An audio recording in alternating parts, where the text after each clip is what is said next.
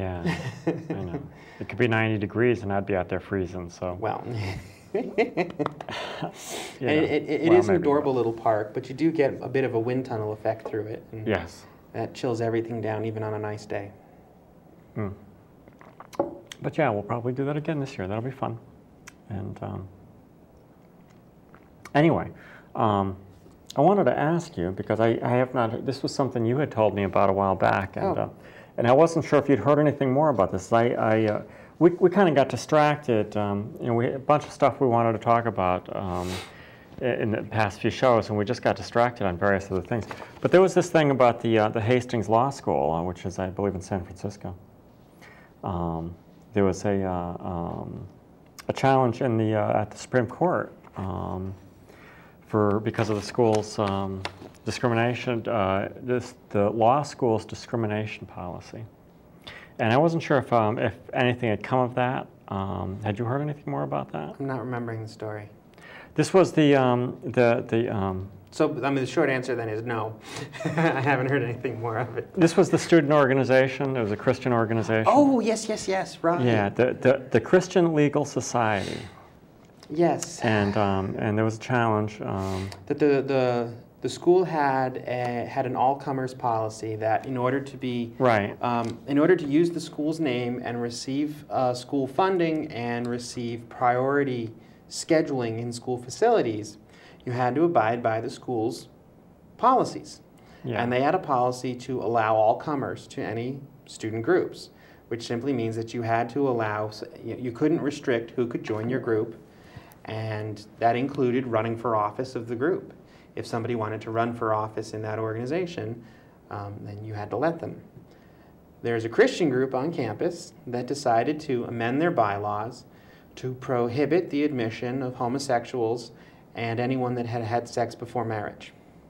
Yeah. Because they're doing hymen tests at the sign-in, right? Right, but, right. Well, what about men? Which brings up a whole nother conversation about an article I read today about, what do they call it? Hymenoptery? No. Reinstating the hymen. Yes, it's a hymenoplasty. Yes. Yes. That's funny because I was reading about that today too. All right, you're probably reading the same stories. Actually, I was actually on a site which, and I was looking more at the accidentally. All right, so back to Hastings. Well, it's because I was looking at other things that a particular surgeon was doing and they also did this, and I thought, oh, wow, that's very interesting. I didn't even know you could do that, but there's a strong urge, according to this article. They were interviewing a bunch of Muslim women, but in the part of the world that it's really popular in, it's done by Christian women as well. It's not a religious issue, it's a cultural issue that women should be virgins when they're married, and they should lose their virginity, that they should spill their virgin blood on the wedding bed. Right. And unfortunately, sometimes hymens are accidentally... Yes, but even when they're intentionally broken, there is such a severe cultural discrimination against women having sex before marriage, not men, that women contemplate. I mean, they interviewed several women who had seriously contemplated suicide because there was no way they could ever get married because they'd already had sex. Wow. And it was the end. Yeah. They went for these hymenoplasty surgeries where the doctor recrafts the hymen. And the story also talked about, go figure, a product from China, an artificial hymen that you can insert. Wow. It contains fake blood, and it can be broken on your wedding night, and you will bleed on the bed. Wow. So is this do these come like in 12 packs? But restoring a woman's quote-unquote virginity is a huge cultural deal in certain parts of the world. Yeah. And I don't mean to make light of this. I really don't. It's an interesting thing, and I realize that for some some people it would be very, very important. Yes. And I was just sort of fascinated by it. I came across it accidentally, Yes. but And there's a couple of very good doctors around that are doing it. yeah.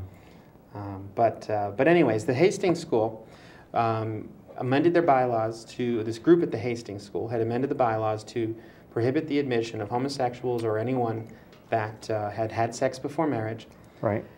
knowing the school's policies. It's the Christian Legal Society. Christian Legal Society. And as a result, the school basically said, well, then you're going to lose your privileges. You're going to lose your school funding. You won't be allowed to use the school's name, and you won't have priority scheduling in school facilities. Right. And they sued. Right.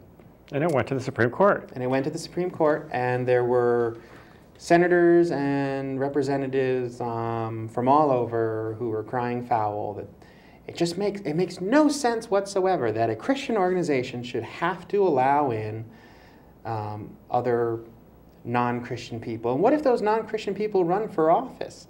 You know, et cetera, et cetera. And the interesting thing was the Supreme Court justices, when they were actually questioning the two sides, they grilled both sides really thoroughly from what I remember reading.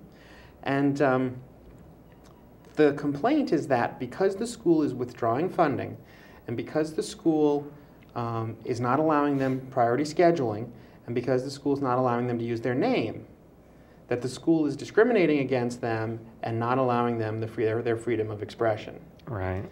And when the school's lawyers were asked about this, the school's lawyers basically said they're free to express whatever opinion they want on campus. They're free to use whatever facilities they want on campus.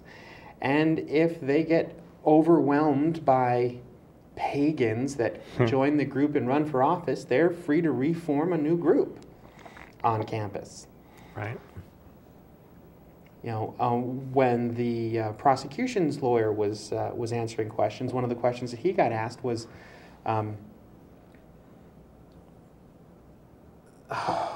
shoot, I'm sorry, I just completely lost it. I know we discussed this several weeks ago. Yeah. And yeah, I don't know that I have the. I haven't heard anything new about it. But it was interesting, and it's sort of I know it's a more complicated issue than that, but it sort of struck me as odd. It was sort of like, wait a minute, you're discriminating against us by not allowing us to discriminate, Yes. which isn't exactly true, and I know it. I know that really isn't the argument, but it just was sort of like, wait a minute, this just doesn't seem right. But oh, that was the thing, right? The group's lawyer was making the distinction that, and this is where the justices were focusing their questions, that discriminating against somebody, because they asked the question, well, do you think it would be all right if a group on campus said, we don't want any women's or blacks joining? the status issue. Yes. And this Christian legal group's lawyer said, well, no. Obviously, you can't discriminate against somebody based on their status, being a woman or being black. Right. Just their beliefs. But because these people believe they're gay, that's a status. That's not a status, that's a belief. Oh. Yeah. And that's a whole nother argument. Yeah, it's a whole other argument. But it raises the point. It raises the point to an acute level that at the federal level, and frankly I believe even at our state level, we don't have in place the legislation that says being gay is a being. It's a question of being. It's not a question of choice or belief or lifestyle or any of that. Yeah, and that's a battle that we've been fighting, this concept that who we are and who everybody else in this community, the LGBT community, that it's some kind of a lifestyle. It's not. You know, and I actually saw somebody, one of the comments on one of these things, somebody was saying that you're not born gay, it's a lifestyle. That's just not true. The same way you're not born as a heterosexual, you choose to be. Right, it's crazy. The same way you're not born as a man or a woman, you choose to be. The same way you're not born as a... But it's interesting that this sort of comes up in a legal argument, and it's like this actually may be good in a way. This could actually benefit us in that conceivably, Yeah. that it could sort of